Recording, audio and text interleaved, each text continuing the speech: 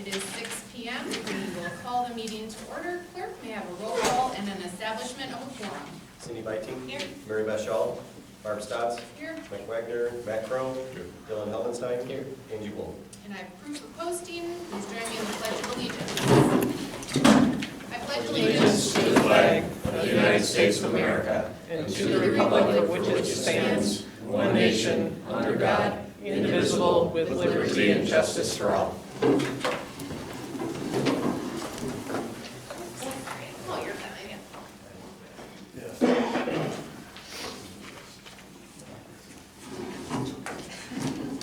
No problem. All right, do I have a motion to approve the agenda? So moved. Second. Any discussion on that? Hearing none. Cindy? Yes. Mike? Yes. Matt? Yes. Dylan? Yep. And I vote yes as well. All right, on to public input. Tonight we have two individuals signed up, Dan Freeman and Matt Van Haren. Both topic of interest tonight is the referendum. And as we've talked about, public input is time for you to stand up and share with us your concerns. Not a time that we can engage in dialogue, but because your topic of interest is on our agenda tonight, and you're going to stick around for that portion, you're more than welcome to ask questions as we've checked with Craig. So if you want to stand up, stay seated, you're more than welcome. We'd like to say around 2-ish minutes because that's board policy, but whenever you want to give it to us. All right, so I'm Dan Freeman. I'm a Town of Ismaini resident. And I'm referring back to the article back in December in the Star Tribune paper, and a couple of questions came to mind. One, Scott's, you answered. Another one is $583,000 invoice holdback payments of 15% per invoice. And it was stated in the article that that was a surprise, that you did not know that invoice was coming due. And I'm curious as to whether that is part of this $3.2 million you're requesting, or where did that fund go to? Was that bill paid? And if so, from what fund? There's also a reference to a large fund that Mr. Gerlach mentioned during the article, and nothing further was mentioned about it. What is that fund and how much is contained within there? Because you're talking about pulling maintenance money out of there into another separate fund to address some of the maintenance concerns. As a contingency fund, it'd be nice to know how much is contained within that. And are there other funds like that? And operating expenses were supposed to be lowered with the consolidation of the campuses. How much was saved in the buses? Because transportation was one of the things they sold that referendum on, that would reduce, as well as consolidated food and such like that. So how much savings have been going on there?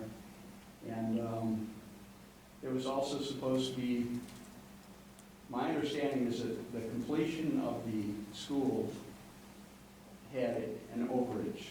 It was $27 million at first was said that was going to be high. That, and then it was aggressively going to do tilt up and whatever kind of construction methods to try to reduce costs and such. I didn't follow whether that was done or not, but it came to be that there was a overage in the building costs, and that money was paid out of what? Was ESSER funds used, or? Fund 46, which is our capital maintenance Okay. budget, but I'll let you continue. Okay. Those are the questions I have right off the bat, and that's enough for the plate tonight. Wonderful. As Barb indicated, I this have a hard time like that. I know, and that's policy. Yeah. We can't talk about something in public forum if it's not on the agenda, because the public could question.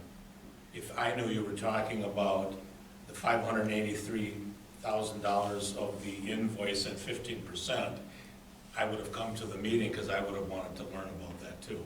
So it gets uncomfortable that we can't develop this type of dialogue It happens from time to time. That said, I do have the referendum on my report, and I'm going to give some basic information on where we're at in terms of communication. And I think I can hit on some of these. We have answers, very clear answers for all of these, and they're all very good questions. So I'll be up with my report shortly. Thanks, Dan. And I will likely rely on Derek and Greg. And as we're talking, guys, there's the term on the 583,000 of the 15%. There's a term that goes with it. Retainment. Retainment, thank you. Okay. Perfect. Matt? Dan covered most of what I was thinking about, or what I wanted to ask about. But the one thing was, which you answered, that it should have been in here, and it's when the Star says Wisconsinites to send $3.2 million operating referendum question to voters in the spring, when it's actually 4 times that, because it's for 4 years. It doesn't say that in here. So people are thinking, oh, it's only 3.2 million, when it's gonna be for 4 years, so it's 4 times that. That's bad. When you get older people that don't understand, don't really, they see the 3.2 million, but they don't know it's for 4 years. It's really a sore spot in my side, because some of these people, they're older, retired, they live in houses in Mazo, they can't afford all these hikes in taxes. I mean, I understand why you're doing it, and I understand the cost, because I'm in construction, I've been in construction my whole life. And heavy equipment operator, I've worked on so many schools you couldn't believe. But when you're asking these people to keep anteing up money that they don't have, you're gonna tax them right out. And just a little side note, I met with a Madison Metro bus driver manager, and I was talking to him about taxes in Madison, and he said he's lived in Madison his whole life. His kids got raised up in the by the state farm building, state office building up there. He said he bought his house, raised his kids. He cannot afford, even being retired, to continue to pay his taxes on a small 3-bedroom house, which is over $12,000 a year in taxes right now in Madison. He says as soon as he retires, they're moving out of Dane County. You can't keep raising people's taxes no matter what, just to think that, because you have to afford a new auditorium or, things that people don't understand, like these maintenance costs. I mean, the average Joe in town doesn't understand that. As to where I do, and my wife and I are very well off. We can afford basically whatever we want. I'm just here for the people that can. That's it. Thank you. Thank you for sharing. Thank you. All right, 3.1 minutes in payroll. Do I have approval of the Board of Education meeting minutes of January 22nd, 2024? So, second. Any discussion on that? Hearing done. Cindy? Yes. Mike? Yes. Matt? Yes. Dylan? Yes. I vote yes as well. My computer's Approval. Is yours like? Yeah, there, no, wonderful. Do I have approval of the payroll accruals and disbursements? So moved. Second. And any discussion or questions on those? Okay, hearing done. Cindy? Yes. Mike? Yes. Matt? Yes. Dylan? Yes. And I vote yes as well. All right, moving on to reports, I just wanted to mention a couple of things. I saw circulating on the internet, a lovely post recognizing February is CTE, Career and Technical Education Month. And I believe it was a member representative from the Dane County School Consortium that did this. So in terms of whether or not I can publicly state this, I would think so, because it's already widely out there. Yeah, exactly.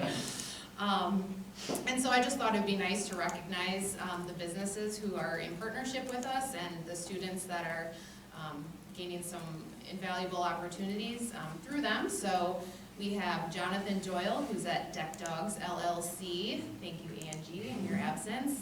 Jonathan Bosberg at The Electrician. Nate Everett and Isaac Ravenscroft at Harker Heating and Cooling.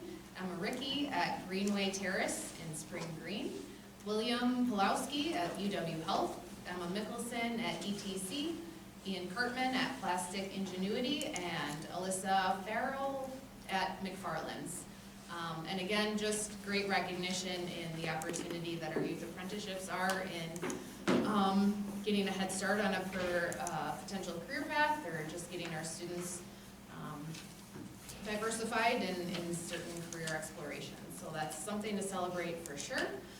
The second thing I was going to mention was only after reading the Black Earth Historical Society newsletter that I got, that there was a project, I think that was started last year. Liz, maybe you know about the effigy mound. Yes. And they just did a really nice write-up in their newsletter that dating back 650, 1200 AD, the Native Americans had built an effigy mound that now they're able to scale, that pretty much encompasses the entire downtown of Black Earth.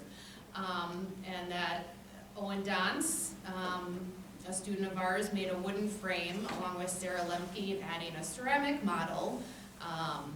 That it was kind of the first 3D visualization of this effigy mound, and they presented it to the Black Earth Historical Society at their annual meeting. So there was a thanks to Mr. Hopper and Ms. Gable for their guidance in that, but just what a cool kind of collaborative effort between our students, staff, and community members. So important to recognize that as well. And that's all I have. So we will be moving on. Can I just make a comment, please?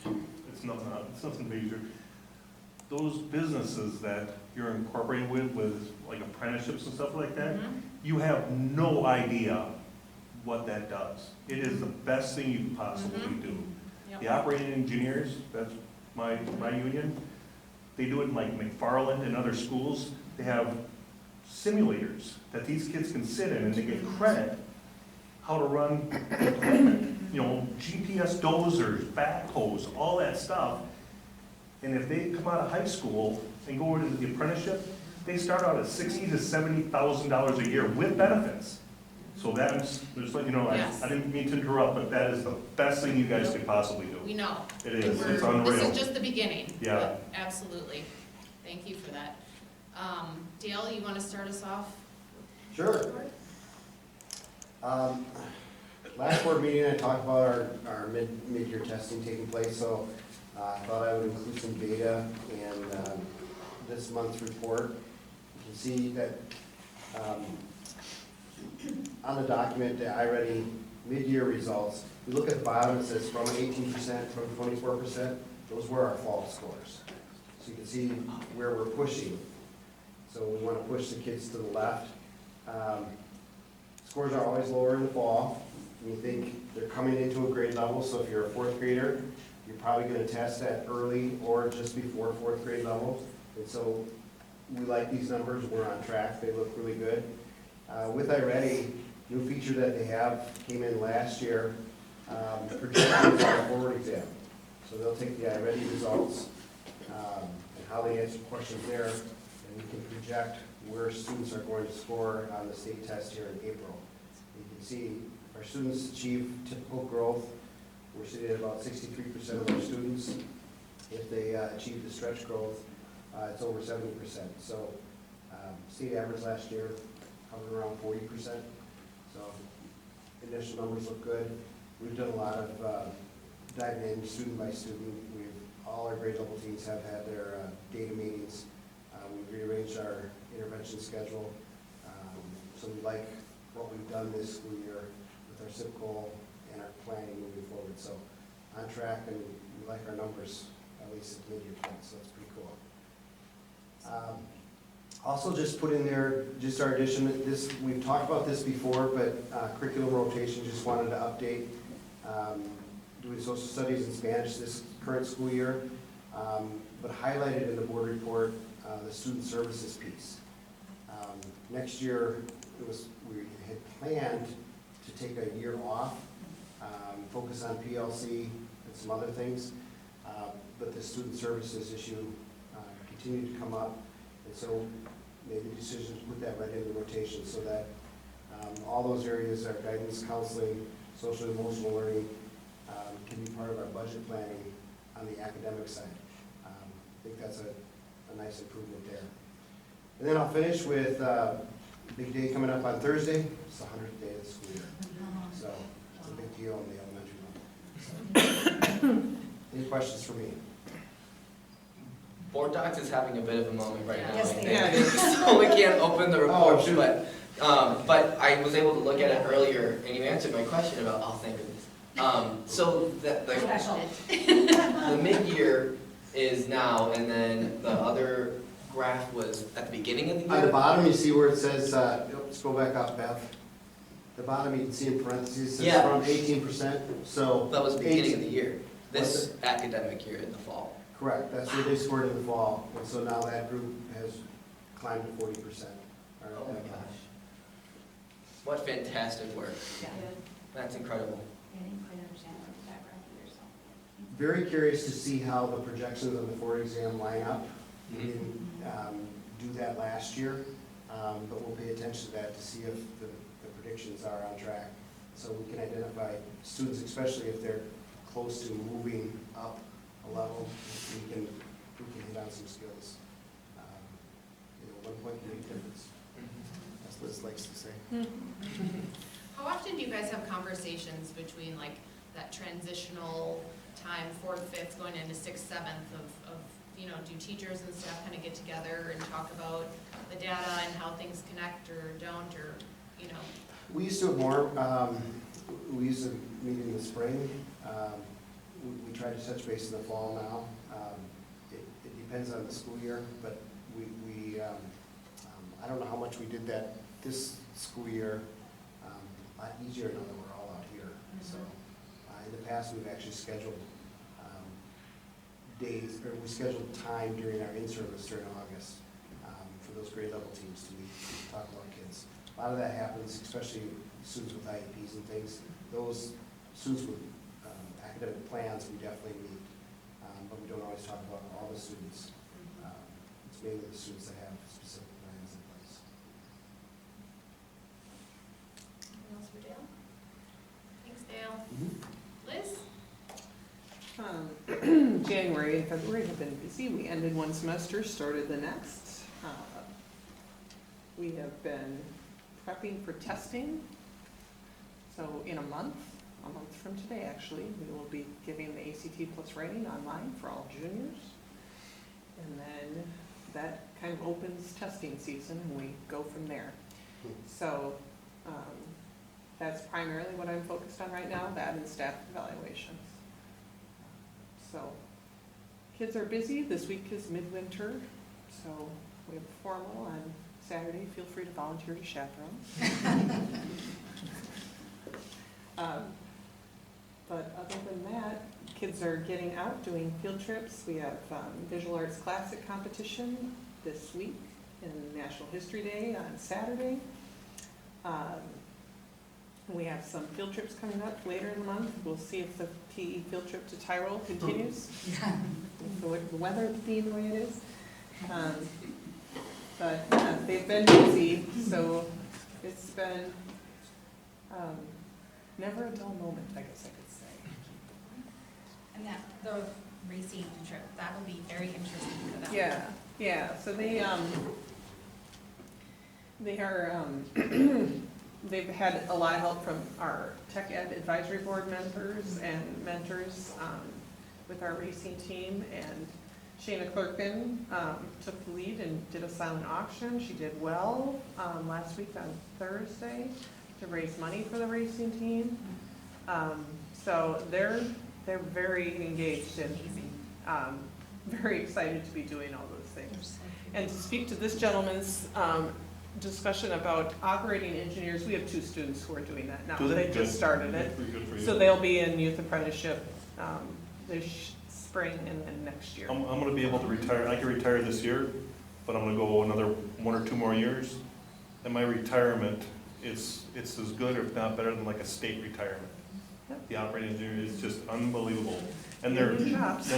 well, they're looking for younger operators that can computer, you know, GPS, you know, we have some, you know, me, oh, I'm illiterate. I'm ready to retire, I don't care. But we have guys that can come onto this site, if this building wasn't here, and it's all in the computer, and he can push a button, and if things aren't working out, and he talks to the project supervisor, he can go to certain points, and he can make his own up, right in that computer, in that dozer, for heights, flows, grades, everything. It's pretty spectacular, so I'm glad you are. Yeah.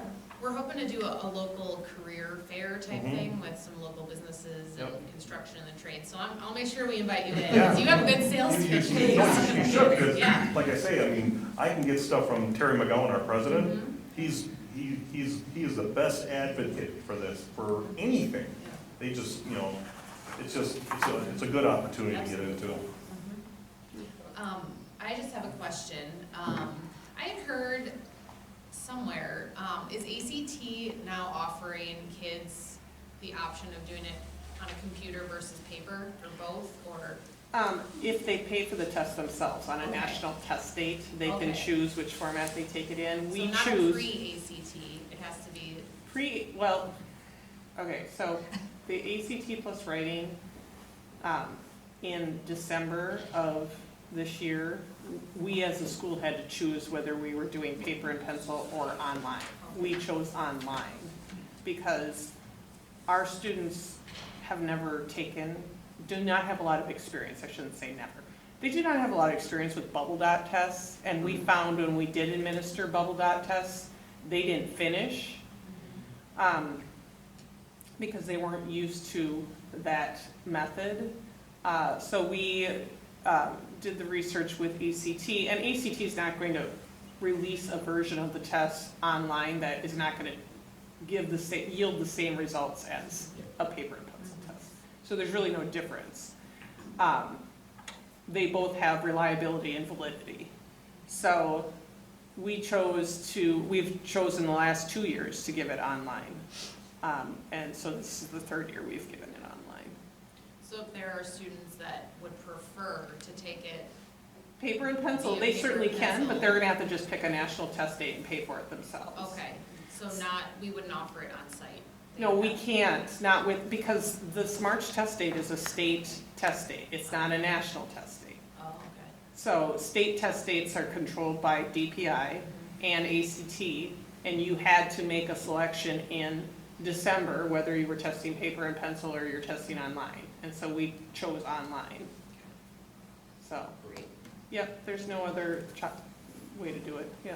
Who attends National History Day? Is that a big group? It's about 10 to 12 kids. They are in the research class with Kathy Haig.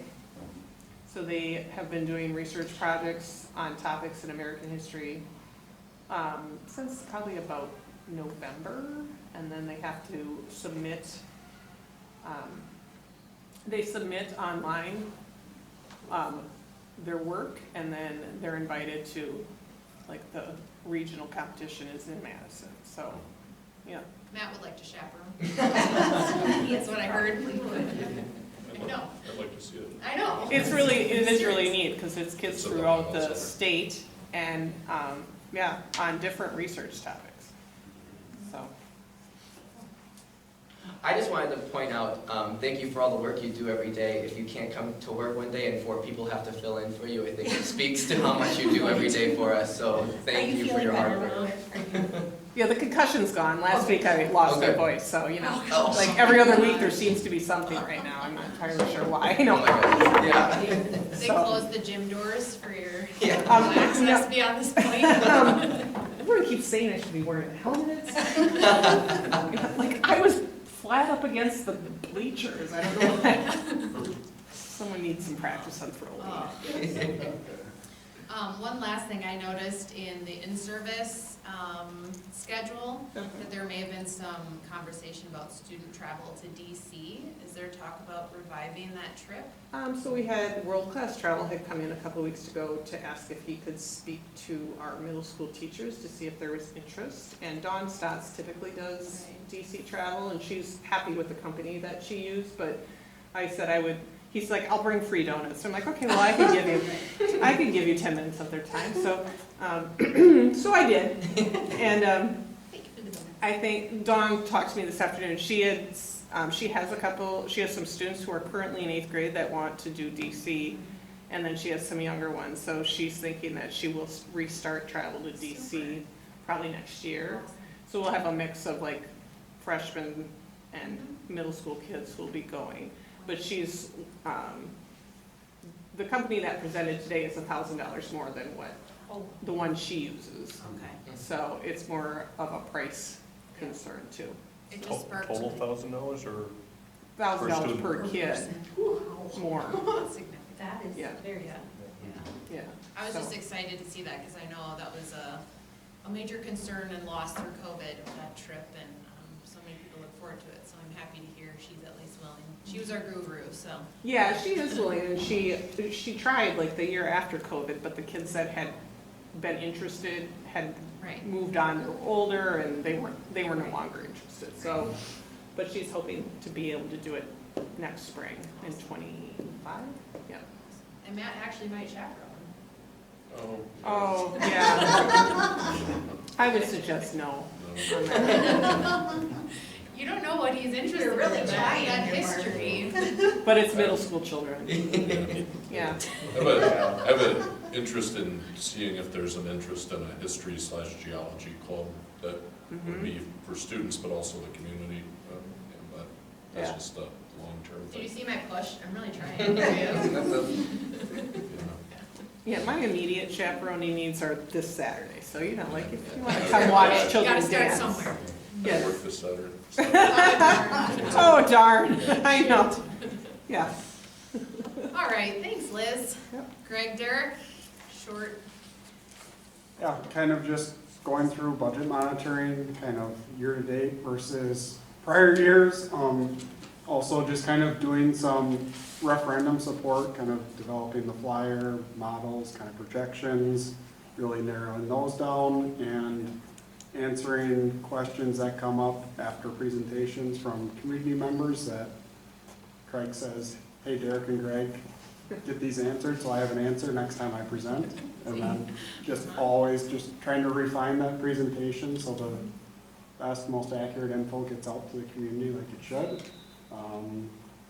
Starting to get budget transfers and revision requests in from kind of the budget managers, which I know I thank Liz and Dale, who've kind of sent some over, and we'll start seeing those trickle in and be bringing budget revisions to the board in March, April for kind of initial where we're projecting year ends to be. And then also, we were one of the lucky 125 districts that got selected for a membership audit this year, so they're gonna just ensure that our pupil count we submitted to the city is accurate, and hopefully we'll be all good and no changes will happen, but just every 4 years, usually a district gets selected, so it's not that we counted wrong or nothing apprehensive, it's just, I wanted to bring that to the board, we got selected, so we'll have that additional duty in March, April, kind of, we're dealing with as Yay. well, so. Just another thing to Perfect add onto timing. the to-do list. Or fun, if you're. Yeah. Greg and I and Derek will be meeting on the 19th to go over our 24-25 finance calendar. I have a template here, then we'll bring that forward on the 19th, so you'll get a snapshot of what the process looks like. Well, really now until through the certification, but more importantly, through the end of June, when certainly, Greg and I will be done. Hopefully Derek will be here for a little bit. It's not actually on the 19th. The 26th. Yes. 26th. Yeah. No, Yes, yes. we're meeting the No, 19th. you're meeting the 26th. I just set it up. Oh. like I said, I just want to make sure everyone has the right date, so. The board will That's see our on the next board 26th. meeting too. Corrected. correct. Oh, good. So noted. Good. I just didn't want them to think they were gonna get some next week. Awesome, thanks. Craig? Okay, a number of things here. First and foremost, thank you for coming. You brought up a lot of really good questions. There's answers to all of them. I have to leave in 10 minutes to go to the Town of Vermont board meeting to go over our referendum presentation. I was at the Black Earth last week. I've got several in the future. We had a community meeting a couple weeks ago. A number of board members were there. We have a Zoom meeting on the 25th of February. It's on a Sunday, which you would think is kind of odd, but what we've learned through a lot of this, sometimes parents like a Sunday meeting where they can watch it at home. And then we have a meeting March 7th, and I would encourage you to attend that meeting. Our last meeting was about an hour, and I'm able to go over a 20-minute presentation, and then I think the town of, or the village of Black Earth probably had another maybe 15, 20 minutes of discussion, questions. And it's great to have the questions because other people in the room might be asking the same thing, or they might not even be thinking of that question, which might elicit another question. And then I noticed that the town of Mazomanie, again, their meetings are on the same night of our board meetings, just like Vermont, but if they're interested, we'll open up our doors here anytime for meetings to get this word out. I will go to anybody, one person or 1,000 people that would like to listen to this. We have to be careful when we go to someone else's meetings, that we're not occupying all of their time, so there's a real balance there. A lot of issues that were brought up, and I feel comfortable touching on all of them, maybe not in great length. First of all, we did have a quote in the paper. I think it was me saying I was surprised by the $583,000. That's $500,000. That's real money. That was retainage, and that was a surprise. I came into this in July. Derek came in July. Greg probably came in August. So there's a lot of new people here. I called Jordan Sims, our past superintendent, to question that. I called our legal counsel, and what I found out that it's state law that you have to hold 15%. I think what the bigger issue was, the change of people. Oh my goodness, yeah, I was surprised when that came in and was affirmed that that was money indeed that we owed them. That came out of Fund 46, which is a fund specifically used for construction and facilities that we put in. And that's a good thing. And yes, the project was over. The project was adjusted almost immediately because of COVID. But then the project through scope creep, if I may, it's not uncommon for projects to, well, we're doing this. Since we're doing that, it makes more sense just to do this now, otherwise we're gonna rip something else up. And so the project was over. All of that money was discussed prior to with the board understanding where they were exactly with that. And again, that came out of Fund 46. It's got nothing to do with this future referendum. Zero. Is there any COVID money left? COVID money is going to be done at the end of this year. How much is in there? COVID, our ESSER funding, what did we receive for ESSER? I don't know the overall number, but beginning this year, we had roughly $190,000 left to spend. In this year's budget. So it was likely 3 times that. And again, we can get every one of these answers to the point. We just need to know a little No, Yeah. I'm just asking this because he's in the Mazomanie, I'm in Black Earth. but my address is Main because I'm right on the line back here on Highway KP. So there's just different, you know, meetings for him or different meetings for me. That's why we just came here to ask these And questions. the hard thing about the ESSER funds that you'll hear across the state, as well-intended as it was, it pooled money, and so we picked up, you know, a school counselor, our 4K all day, was funded by ESSER funds, so you invested in programming and people, and then, oh, the money's gone, so does that mean everything you invested now has, you know, to wipe away and go, or are you gonna recommit and invest your own money, you know, so for a lot of these districts, it was a hard thing that, oh, wow, we have all this money, let's, you know, invest and add, and Was now. this fluid? You could spend it on pretty much anything? No. There were I very thought there was some specific strict parameters. It was very strict, and of course, it's like any grant money. It comes with strings attached, but then when the money's gone, it's gone. But then you find out and then make decisions. Oh, we really believe we need that now. Well, guess what? Guess who has to pay for it? Right. But it was a lot of strings attached to that. My daughter's a teacher up in Sauk. She's been a teacher up there for quite a few years now. And school referendums, adding on to the schools, I'm a strong believer in paying our counselors, our custodians, and our teachers more money. This dollar raise, that's a spit in the face to our teachers.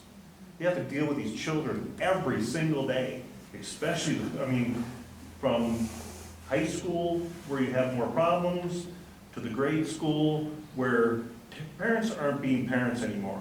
They're expecting the school to parent those children. And I'm just semi-peace, but the teachers should be paid more money than the counselors. Well, and I'll say you look at that 3.2 million, and that's where a lot of that is going, is making sure that we are building a budget where we can say we are, you know, investing in our staff. So that wasn't clear in the article either, because it only said that they were talking about authorizing a dollar raise. That was just for our support staff, and that was Sure. only after Mr. Gerlach came in and realized that when Mr. Sins was here and what we had promised and awarded was actually not the case. So that dollar was almost a Retro pay, Yep. and then there'll be another dollar on top of. So So a that portion of was, this is for raises and retention. absolutely, Okay. yep. This is an operational referendum, and that's what I'm finding out with going to the municipalities, just explaining the difference, because people hear the word a referendum and they think, well, we just went to one for a auditorium that didn't pass. We just passed one at the, what's the need for this is operations. This is the money we spend each and every year. 75% go towards salary and staff, salary and benefits of staff. The majority of our staff are teachers, and then support staff. We are low with support staff. We certainly aren't high with teachers, but we are low with our support staff. We're having a very difficult time hiring support staff, and so we're trying to increase. So there are additional raises built in to the model that was created by these two gentlemen using the Baird model that will incorporate raises that'll be included in the referendum, along with whatever gets negotiated through annual negotiations, depending on what CPI looks like. Which is Greg and Derek 4.12. Yep. So it's considerable. It's half of what it was last year. Add them up. At any rate, this is for operations. It's for 3.2 million, correct, and this is not trying to be non-transparent. Over 4 years. 3.2 million each year for 4 years, so you can multiply that by 4, absolutely. 2.2 is already embedded into our taxes. If we fail this referendum, taxes go down because we lose the 2.2. We're asking for 3.2, $1 million above what we asked for 5 years.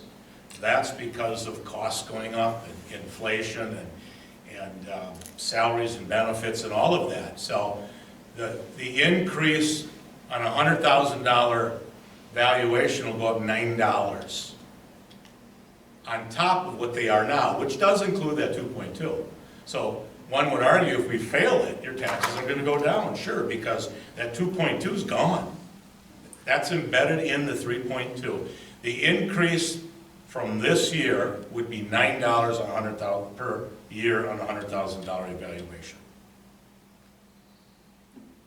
What's, Escrow on existing homes, just my own, has gone up almost $100 per month this year. Projections on, and this is property taxes because of Dane County, METC, or Madison Tech, and everything else combined. That's why people are more sensitive right now to that, because they are stressed from inflationary costs that have been ongoing. They say that they've got it under control, but it's never going to go down in price. It's just that the rate of inflation is going to slow up, including credit, everything else that's been going on. So I think people are watching the pennies tighter. Agreed, and you go to the grocery store. I'm not saying that you people are not watching that. You go to the grocery store, you gotta pay it. You go to the gas station, you gotta pay it. People are tired of paying. 30 cents. They're gonna go to the ballot, they're gonna go to the election. That's one thing I can say, I'm tired of everybody jamming this down my throat. No, that's our concern. At the end of the day, nobody likes taxes. The formula, and I've gotta get going, the formula is something that I'll be talking about. It's directed by the state since 1993. We can't change that. All we can do is take our formula. We can't take any more. We don't have any access to any more unless we go to a referendum. And 80% of the schools have done this. 56% of the schools have gone more than once. And I think we're going to have like 125 schools next month going to referendum. The system's broke. However, at the end of the day, if we don't pass this, we've got serious financial problems. That's where this fund, our general fund comes in, which people think is a saving account. It's not. We've got like $5 million in there. It's an operational fund. We get paid from state taxes and we get paid from state equalized aid. It's only a handful of times per year. So we're writing payroll checks, we're buying transportation contracts, and buying computers and paper, and paying for salaries and benefits. And so that $5 million goes like this during the year, money in, money out. If we don't have that, we got to go to the bank and borrow money to make payroll. And a lot of districts do that now. We got to pay interest. So we have to maintain that fund balance. What we don't want to do is have to take $3 million next year, because we failed the referendum, to balance our budget because we don't have anything to cut. We don't have programs, like some of our neighboring suburban schools have. And now that $5 million goes down to $2 million, we'll be short-term borrowing that year. 2 years, it's gone. It's not even enough. And you had a $5 million budget or general fund that's now zero. That would be terrible. And gentlemen, if I gotta go now because I don't want to be late. I knew this was going to happen. what's the next referendum? The next referendum is going to be in 4 years, because this is for 4 years. Oh, in 4 years, I thought you said 40. No, God, I wish it was. And then, Was that going to be operating, or is that going to be for an addition of the school, or? in 4 years, this operating if it passes. Now, that's gone again too. So we don't know what it's going to look like in 5 years. That's why we're only going to go to 4 years. We're tying it into the gubernatorial election, because then the biennial budget comes out twice or for 2 years, so we'll at least have an understanding.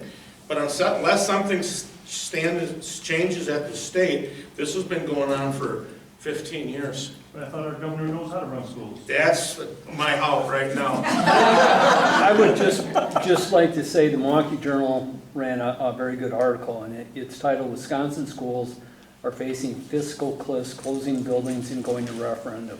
How did we get there?" So I think that might give you a little bit of an overview on the state in general. Is that a recent article? It's 18 days ago. Oh, okay.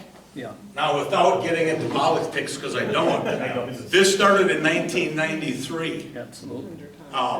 Which was then Governor Tommy Thompson put in the revenue limit, which made sense if you go back that far, and if you were here during the tax revolution in the 80s, it was a nightmare, and things were way out of control. The problem is, it hasn't changed. It's been studied, but it hasn't changed, because if there's changes, there's winners and losers. We win. The losers are your wealthy suburban schools, where all of your politics and where all of your legislative power is, and I have to lay. Sure you don't want to carpool and follow? Ride with you. If you guys want to come and visit with me anytime, seriously, I'd be happy to. We'll see you again. Wonderful, awesome. Well, thanks, and honestly, yes, an email anytime, if you have specific questions, we I can think forward a them lot of it on. was covered here. I appreciate your all time. Absolutely, and we thank you for coming too, because at the end of the day, we want informed voters, right? And if you give me the person to talk to, I can talk to Terry McGowan or the local BA for this area, which would be Mark Goff. He's the BA for Dane County area. And they could probably set up something so they could have, their information and all that stuff at that. Mhm. A simulator? Yep. No, they're expensive. Well, great, and thank you again, gentlemen, for coming, really appreciate it. Can I just put a shameless plug in Of for, course. we do have stuff out on our website. I've been trying to kind of, as questions were coming up, I'm popping in here because we have had these questions. So I would recommend telling people about the website too. There's a lot of things that can get answered here, and if we get a new question, I try and pop out here and add it so everybody can see what the answer is. I saw that, and it's very helpful. I was looking at clarification on Yeah, some of the stuff. yeah, yeah. Put there that doesn't necessarily come out. And the editor of the paper is normally listening in on our meetings, so you might have a takeaway from your Oh, feedback. we were gonna have investigative journalists. Joe is on. Yes, he is. Hi, Joe. And I also, see, yeah, there you go. I also tasked Craig too with, videotaping himself giving the presentation. A lot of times if we put that out there too, and people wanna watch the whole presentation, That'd be on their good free to time put on the too. website. Yeah, exactly, that might be, Yeah, You can we just have to find a time when he's. I know, I tasked him with How many administrators are there in Wisconsin Heights School District? in terms of our admin team. Yeah. Dale is currently our elementary principal. We have a director of curriculum, who Dale is also encompassing that role this year. The assessment coordinator, which is usually combined with the director of curriculum, but Liz is assuming that role along with middle school, high school principal. We had an assistant principal at the middle school, high school level that we've now, in a restructure, split that up into an activities director and a dean of students after we did a bunch of surveying and kind of knew what was best for students at this point was to restructure that position. We have a business office currently, which is, I would say, formatted in an interim position with Greg and Derek up there. Filling one position. Correct, it is one position normally as. Is this from Baird?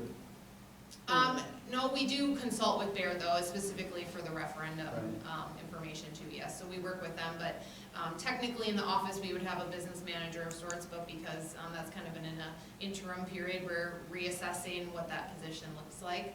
What am I missing? Kelly Santel. Kelly Santel, Pupil Services Director too. And athletic. Yeah.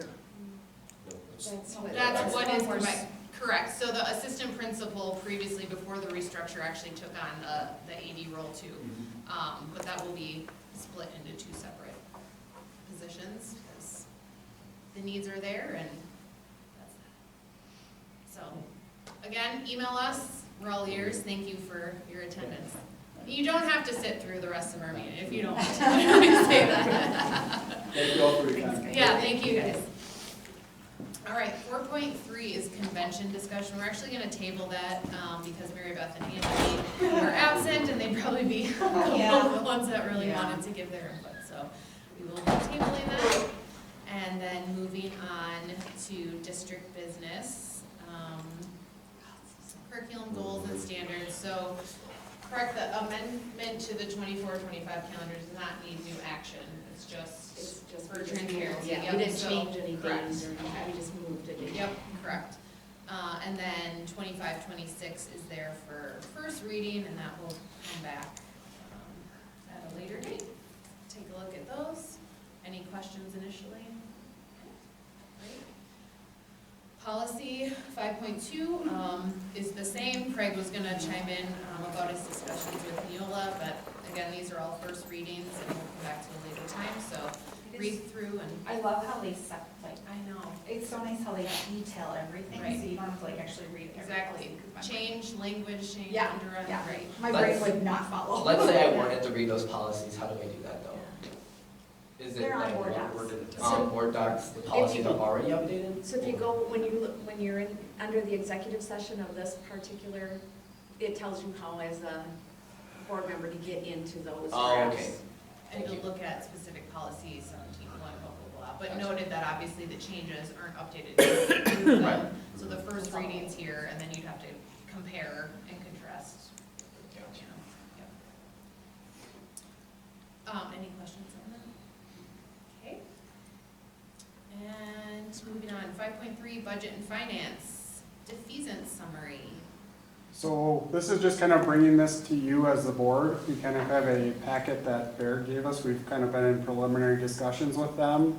In the fall, we levied additional funds in our Fund 39, our referendum, our building referendum debt service levy. And this is just using those funds to kind of prepay down some debt so we have interest savings over the life of that loan. And by doing this, we're gonna save roughly $12,000 per year in interest, and combined with what we did in the defeasance last spring, it's gonna be roughly $20,000 of savings per year that the district is doing Shoot, they by left too early. by prepaying the debt, kind of like prepaying or adding additional principal on your home mortgage. Right. So the district is just doing that when we have the funds available and to kind of make sure we're being the best stewards of the community's money. Great visual too. Yeah. I think it's another great example of the reality that we are not in an operational referendum position because of mismanagement of funds here. You know, we take every opportunity to make $12,000 in savings when we can, or $20,000 now over the period. It's, you know, the setup from the state that we have to follow legally is why we're in this position. So this is just one of the many ways we've made operational savings with the rules that we're presented with, you know. People question why we have the solar project, which Craig could have talked about, but he had the run-up. You know, that was another situation where, because of the rules of the money that was there, we had to spend it in a capital improvement. It's going to bring down our operational expenses once it's live. So we are definitely taking actions when we can to bring down our monthly bills. However, because of the rules, we still have to go to operational referendum. Well, and because of just our government and our life, it's always gonna continue to grow, Yeah. you know, Yeah. it's just always there. I know, I wanted to say, do you want to come to the legislative floor? There was something like, yeah, exactly, like, Going, preach yeah. to somebody else, I'm right there with you, right? You did really good. Uh-huh, and I'm working on a, about the solar project funding, because that will be helpful. Yes. Yes. Yep. Any other questions about defeasance? Thanks again, great information. Yep, and that's just kind of priming it that in March we'll have more formal documents from Baird to kind of go through that actual process of being able to defease and paying the money. This is just kind of getting it in your radar. Is there a specific time of during the year that you would look at defeasance of like fund, you know, whether, where the funds are and whether defeasance, is there a specific time of year that? Usually we're doing that in September, October, right after we get the state aid numbers on October 15th, and right before we're setting that fall tax levy is kind of the time, okay, where is our levy at, where is our funds at, and kind of what, do we have any kind of levy room to kind of make an additional principal payment? Because really the only place a board can add additional levy dollars is in Fund 39 in the referendum debt, and it's only to prepay down debt you have on the books. You can't add additional levy to your operations because that would be considered over levying, and then you would just be paying that back to the state anyway. Now, just having said that, you know, we've already looked into looked at next year, and when we look at the ability to defease, it probably isn't gonna be there if we pass this operational referendum, so I wouldn't Okay. see that in the next year's budget. Probably not the next 2 to 3 years Yeah. with the operational referendum dollars. Which, just to say, is not necessarily a bad thing, Right. because part of the purpose of the operational referendum is to use the tax dollars that we do collect in the way that best supports students, you know? And so moving those defeasance dollars into supporting students here in the school is our top priority, you know? So it's not a bad thing, it's a discretion thing to Right, in support a students. given year, if it, right. Yeah. It's a responsible thing. Yep. Absolutely. Absolutely. Wonderful, any other questions? All right, that does it for district business and committee discussion. So we will move on to district business personnel. Do I have a motion to combine 6.1 through 6.3? So moved. Second. And I just want to say a special thanks to, yes, Mrs. Bernine, 36 years with us. Amazing. Yeah, she deserves a standing ovation. She's gonna be. That's incredible, but it sounds like her children are in the next stages of life and several grandchildren, so happy for her to be able to spend some extra time and enjoy it with them. And also, we have a couple new hires, which is nice, and you'll note the co-head strength and conditioning coach in addition to Andy. And I asked Craig that maybe just, like in June, and the completion of the year, that they come and maybe give us a presentation on how the first year went, how it's going, what are some ideas for the future. And welcome Eva, I played soccer with her, And welcome good friend Eva, from high school. yes. Hi. Yes, absolutely. Coaches are important, we need them. Do we have a golf coach? Okay, that was a shameless plug Barb? as well. Stop. Well, you're trying to get Matt to be a chaperone. I know, so- true, it's true. So it's I'm payback. due for that. You don't want me to be a golf coach, Neither. not for a coach. Oh, all right, hearing done. Cindy? Yes. Mike? Yes. Matt? Yes. Dylan? Yes. I vote yes as well. And district business open enrollment. Do I have a motion to approve 3 open enroll out students for the 2023-2024 school year? So moved. Second. Any discussion? Hearing done. Cindy? Yes. Mike? Yes. Matt? Yes. Dylan? Yep. I vote yes as well. 7.2, do I have a motion to approve 4 open enroll in students for 2023-2024? So moved. Second. I know, brings the Plus ratio one. up. Plus Exactly, one. that's fine. That's great. All right, hearing done. Cindy? Yes. Mike? Yes. Matt? Yes. Dylan? Yes. I vote yes as well. Do I have a motion to approve a donation of $1,000 from Rookies Food and Spirits for the Vanguard Racing Team? So moved. Second. Awesome, Yay. they are on a roll. Wow. I know, so great. Thank you, Rookies, for Yeah. supporting our students. Cindy? Yes. Mike? Yes. Matt? Yes. Dylan? Yes. I vote yes as well.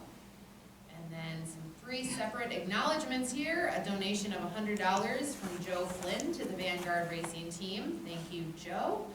And acknowledging a donation of $250 from RPC Electric LLC to the Vanguard Racing Team as well. Amazing. Yeah. Super cool. And then we also want to acknowledge a donation of a laser engraver to our tech ed department from Craig Braunschweig, estimated value of $300. I think I'm gonna go visit him. Thanks so much. They're so, I love laser lights. They're so cool. Oh, that's wrong. Yeah, excited to see what will come out of that. Yeah. Cool projects. Wonderful. Okay, future meeting dates. Just to note, Monday, March 25th is during spring break, and it looks like there might be some conflicts. So depending on where we're at with hires, we may need to shift that a week prior or a week after on the Mondays. It's all just gonna be dependent on the agenda and availability. April Fool's Day, I don't know. No, so just to put that out on everybody's radars. Otherwise, anything else? Missing anything? Awesome. All right, then I will take a motion to adjourn. So moved. Second. So if you're interested